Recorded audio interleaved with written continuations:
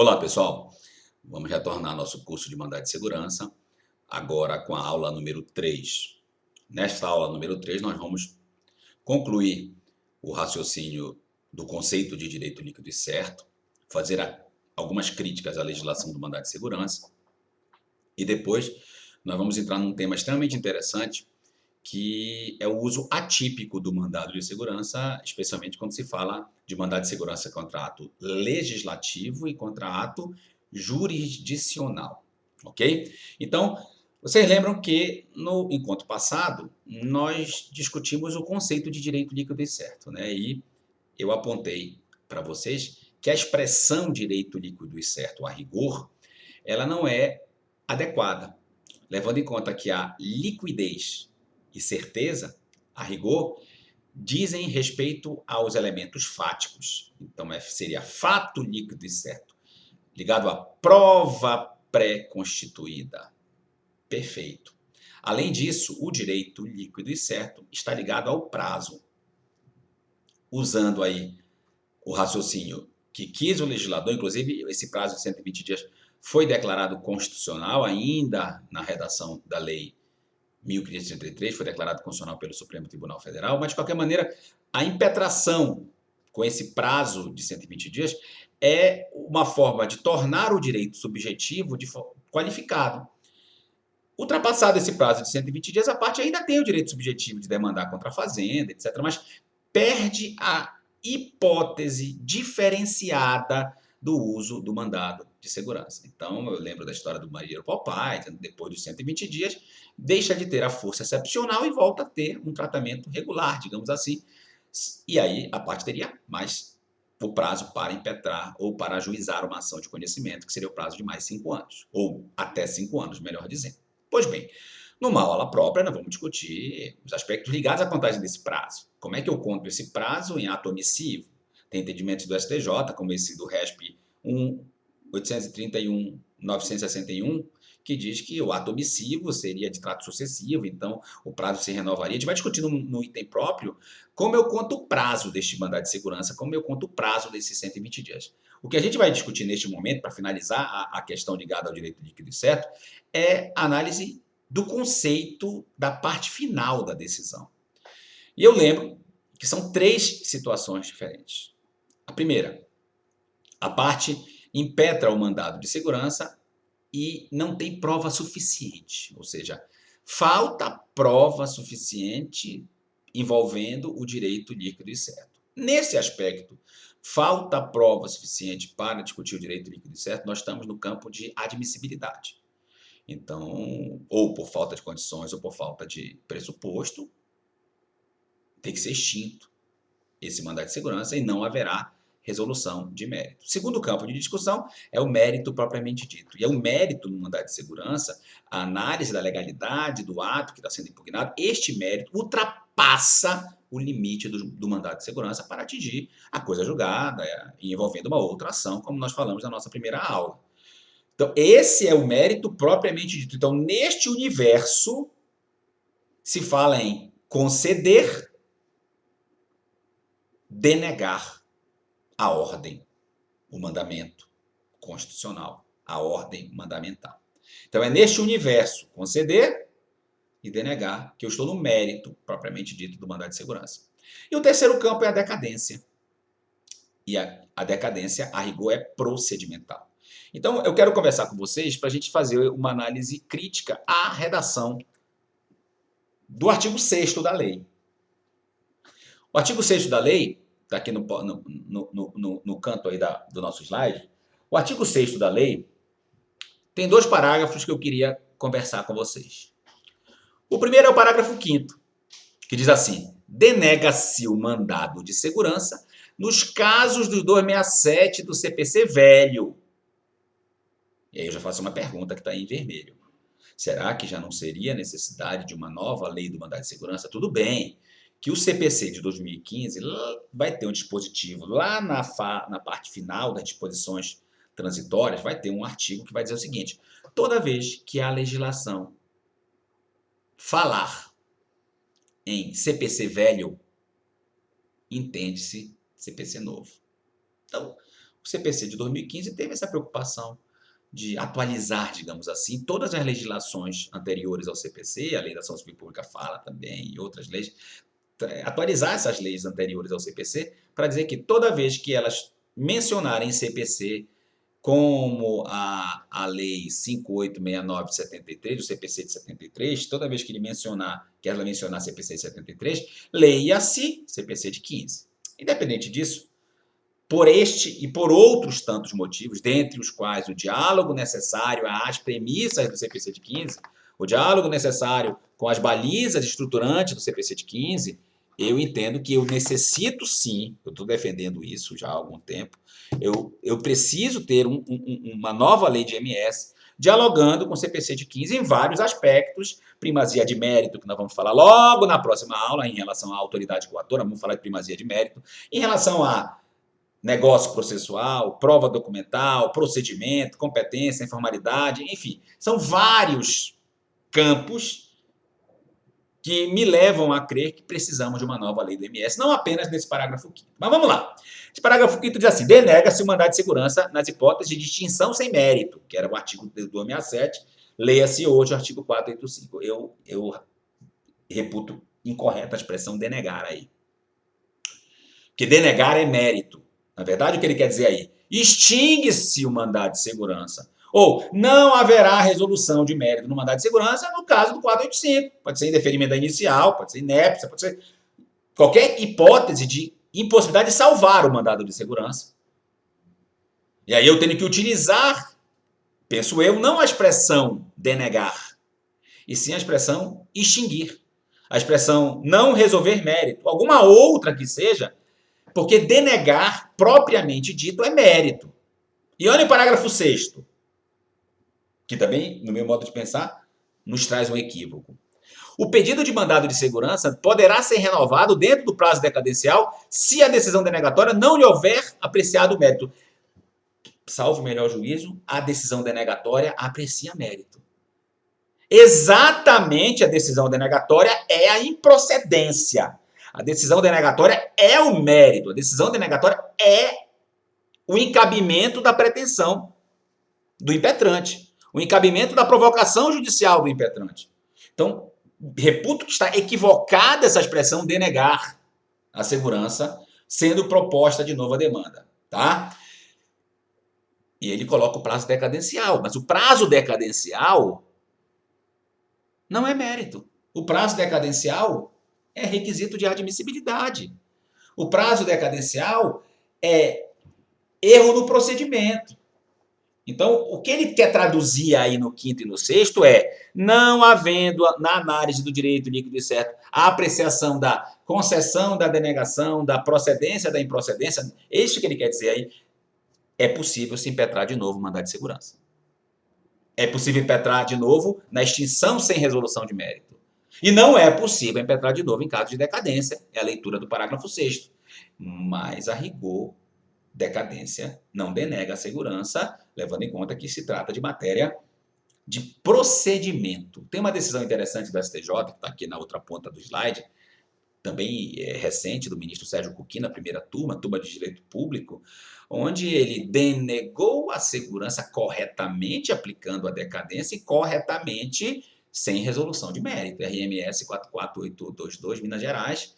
Eu só, claro, estou trazendo uma passagem do julgamento aí, para identificar com vocês essa hipótese de que é sem resolução de mérito. Né? Decadência aqui não é decadência ligada ao mérito propriamente dito. A decadência aqui é ligada ao procedimento. Então, eu faço sempre uma crítica a essa leitura do parágrafo 5º e do parágrafo 6º, do artigo 19 também da lei, também usa a palavra mérito, e penso que poderia ser um pouco mais ajustada a expressão denegar aí ou conceder para análise do próprio objeto litigioso, para análise do próprio objeto da discussão judicial. Aí sim eu poderia tranquilamente chegar à conclusão de conceder ou de negar a segurança numa análise meritória propriamente dita. Agora, decadência, procedimento.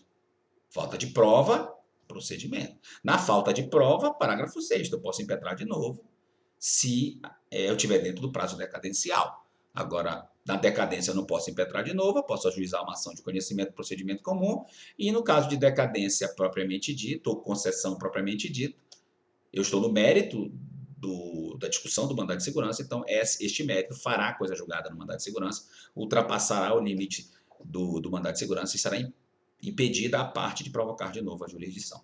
Ok? Então fechamos a discussão do direito líquido e certo e as múltiplas variáveis que envolvem esse tema do direito líquido e certo, tá bom?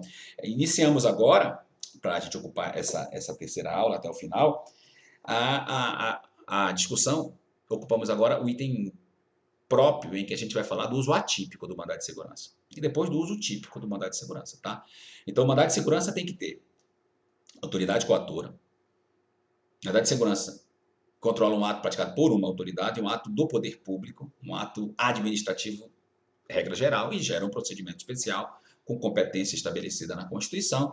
E essa competência está ligada à pessoa da autoridade coatora. A autoridade coatora puxa essa competência. A autoridade coatora chama esta competência. Então, a gente vai discutir neste momento o uso atípico, ou seja, o uso do mandado de segurança como instrumento de controle de ato legislativo e de ato jurisdicional. Tá? Bom, na primeira aula, eu apontei isso aqui para todos vocês. Que eu tenho, dentro do conceito de ações constitucionais, eu tenho uma variabilidade de ações constitucionais, cada uma com seu objetivo. Então, quando eu falo mandado de segurança contra ato legislativo, eu já tenho que saber o seguinte: mandado de segurança não é sucedâneo de ação constitucional de controle. Eu tenho todo um sistema de ação constitucional de controle que viabiliza a discussão do ato legislativo. ADI, ADO, ADC, ADPF, em alguns casos.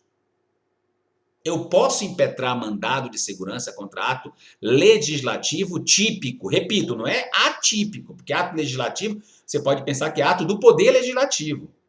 O poder legislativo pratica ato administrativo de forma atípica. Aí cabe, sem problema, não discuto. A discussão aqui é se eu posso impetrar mandado de segurança contra ato legislativo típico, contra a lei. E aí eu vou ter um problema sério, que é o limite entre mandado de segurança e ação de controle.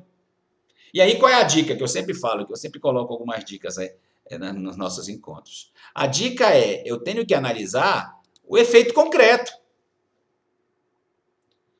Ou seja, não cabe mandado de segurança contra a lei em tese.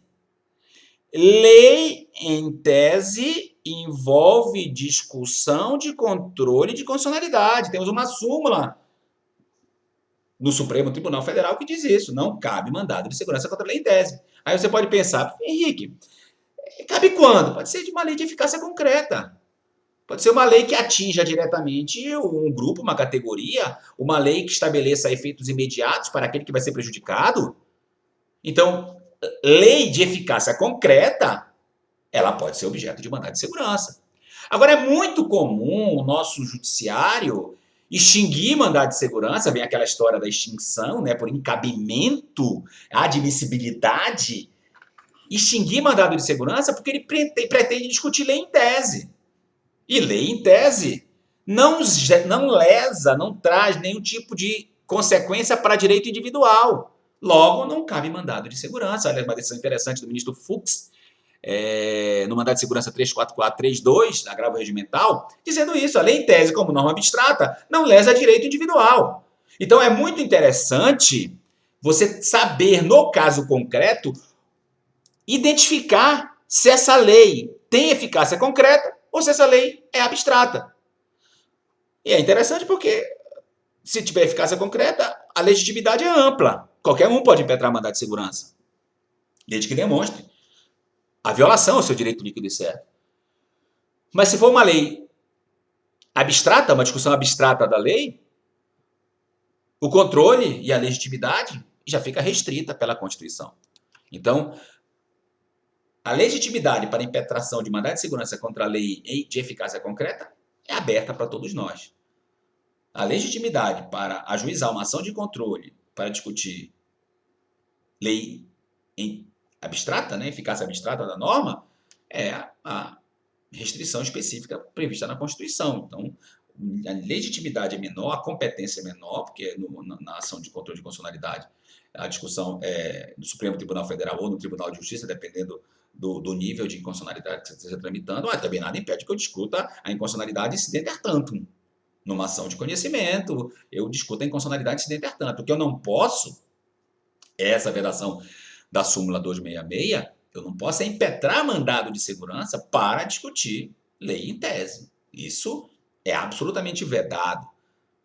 Eu tenho que utilizar os instrumentos constitucionais de controle para discutir a lei em tese. Em que pese eu poder discutir a inconstitucionalidade incidenter tantum em uma ação de conhecimento, mas não via mandado de segurança. O mandado de segurança não é sucedâneo de ação de inconstitucionalidade. Assim como o mandado de segurança não é sucedâneo de ação rescisória.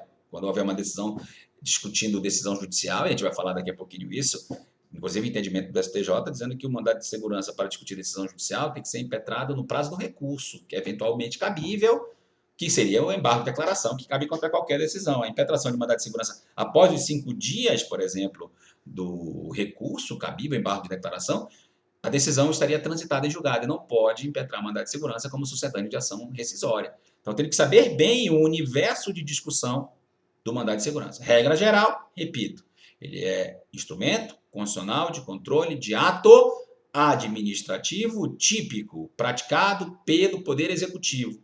De forma atípica, ato administrativo praticado pelo Judiciário, ato administrativo praticado pelo Legislativo. E a gente está trabalhando nesta aula o uso do mandado de segurança contra ato legislativo típico, e toda essa discussão da lei em tese. E agora, nessa parte final, vem grandes polêmicas, tá? O mandado de segurança contra a decisão judicial. Contra a decisão judicial. E aí a gente tem que lembrar, mais uma vez, o que eu falei. O mandado de segurança propriamente dito, ele objetiva discutir ato administrativo. E, regra geral, este ato administrativo é praticado pelo Poder Executivo. Mas tudo bem, de forma atípica, é possível se falar em mandado de segurança contra ato judicial ou ato jurisdicional, decisão judicial. O artigo 5º da nossa lei prevê, excepcionalmente, mas o fato é que decisão judicial, a rigor, deve ser discutida por meio de recurso. O recurso é um instrumento cabível para discutir decisão judicial. Agora, nós temos alguns problemas. Primeiro, o problema dos juizados especiais. Que você que está me acompanhando aí, você sabe. Que o juizado especial estadual da 9.099, ele não prevê recurso contra a decisão interlocutória. O recurso, que a gente chama de recurso, né, inominado, porque não tem nome, então, inominado. A Lei 9.099 não prevê recurso contra a decisão interlocutória.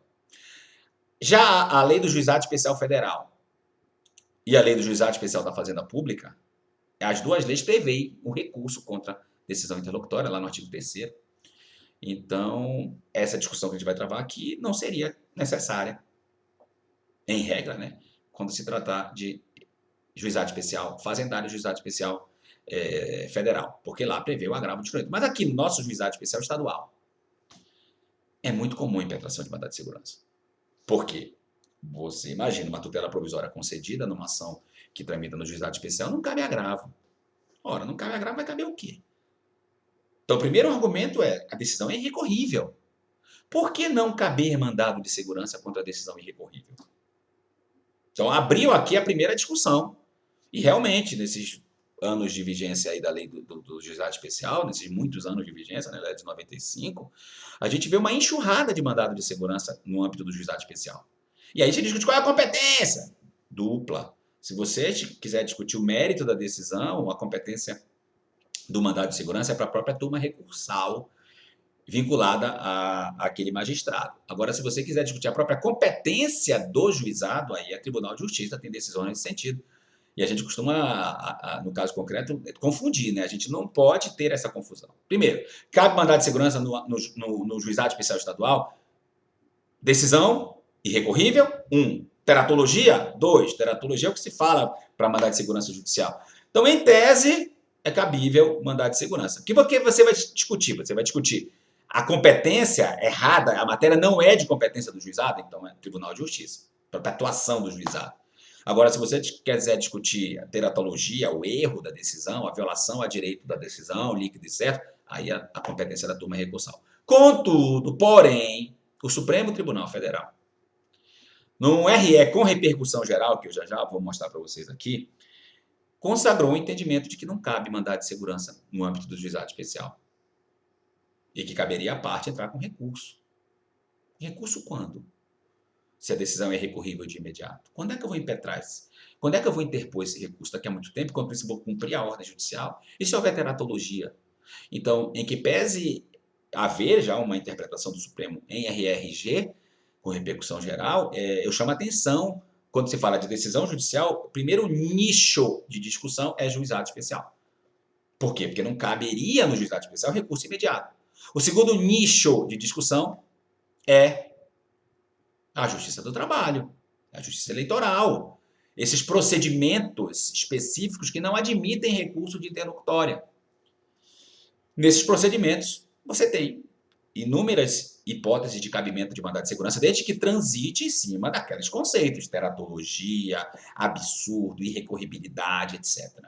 Inclusive, o TST tem enunciado sobre isso, sobre cabimento de mandado de segurança contra decisão interlocutória, que não é cabível recurso ordinário naquela oportunidade, só caberia recurso ordinário lá no final. Então, é uma bela discussão o uso do mandado de segurança contra a decisão do juizado, contra a decisão da justiça, do procedimento eleitoral e decisão do procedimento trabalhista.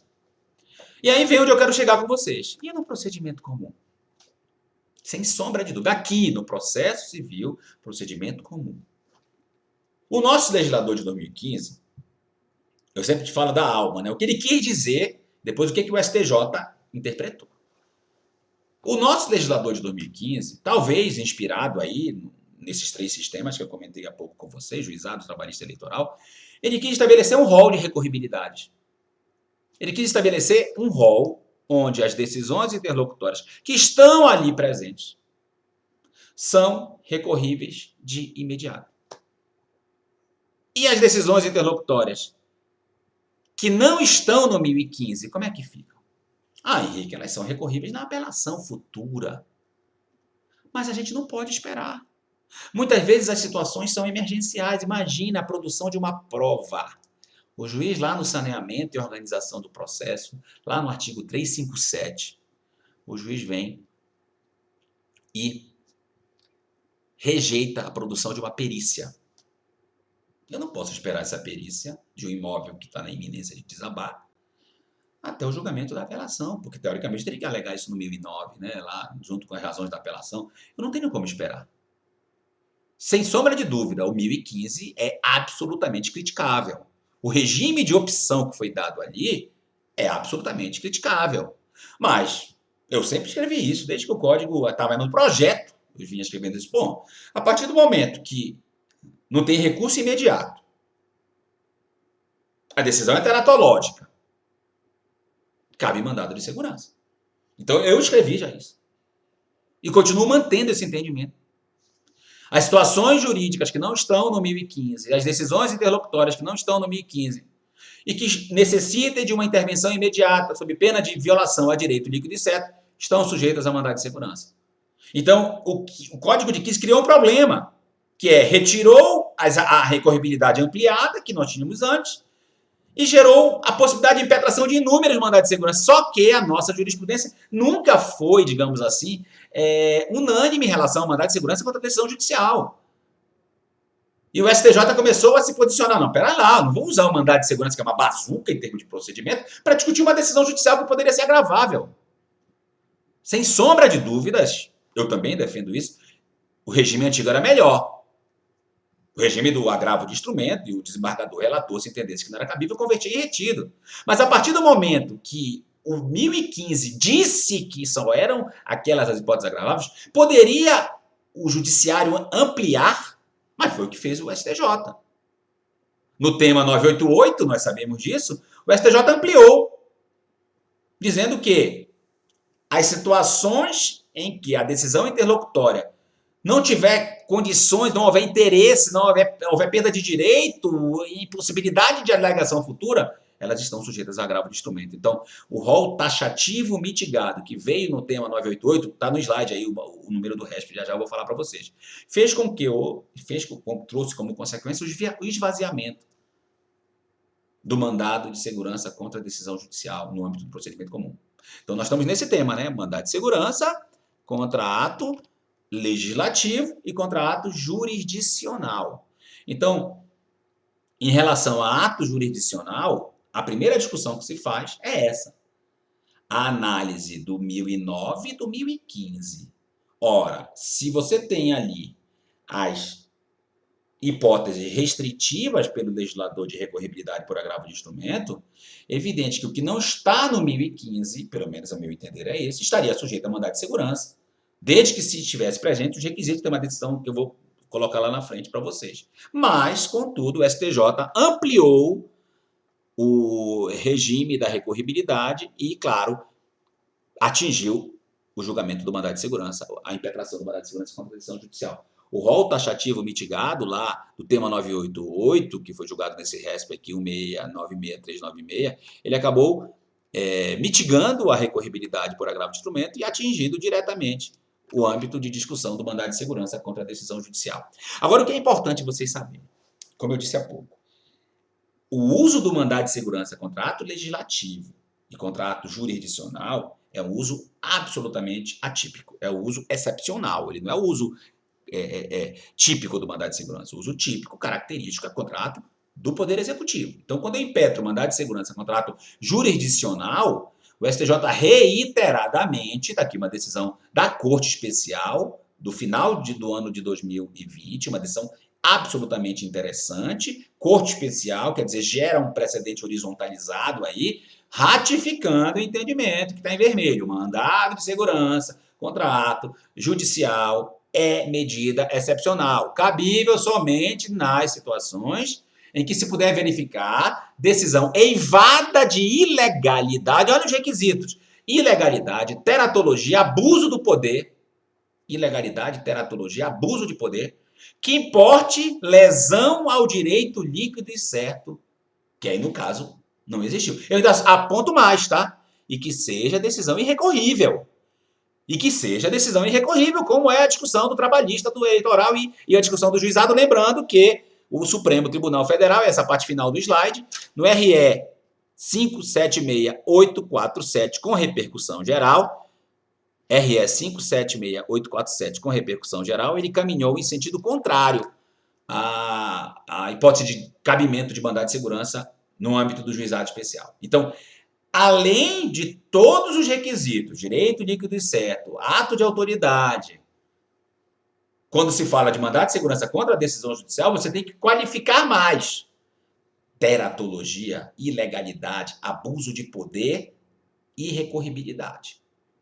Sendo que, no âmbito do processo de conhecimento do procedimento comum, o STJ, ao ampliar a recorribilidade das interlocutórias lá do 1015, acabou por esvaziar, no meu modo de pensar, a utilização do mandado de segurança contra a decisão judicial. Então, é um tema absolutamente interessante. E por quê? Porque, a rigor, o mandado de segurança não foi feito para ato legislativo. O mandado de segurança não foi feito para ato jurisdicional. Imagina a autoridade coatora no ato jurisdicional. É o juiz. E o Estado é o quê, se for justiça estadual? A União é o quê, se for justiça federal? Fica meio sem sentido a toda a sistemática do mandado de segurança quando você fala de decisão judicial. Mas, em tese, é cabível, vem se discutindo, vem se admitido excepcionalmente, mas a intenção do legislador, ao consagrar o mandado de segurança, foi consagrar aí, foi estabelecer um ato de controle de ato administrativo, praticado pelo poder. E é nesse sentido que a gente vai trabalhar as próximas aulas. A gente vai trazer a regra agora. Mandado de segurança, contrato administrativo. Autoridade coatora, competência, liminar, prazo para cumprir e outros tantos aspectos interessantes sobre o mandado de segurança. Então a gente encerra aqui com essa colocação do uso atípico do mandado de segurança contra ato legislativo e contra ato jurisdicional. Voltamos na próxima aula agora para trabalhar o mandado de segurança utilizado de forma típica, ok? Até já!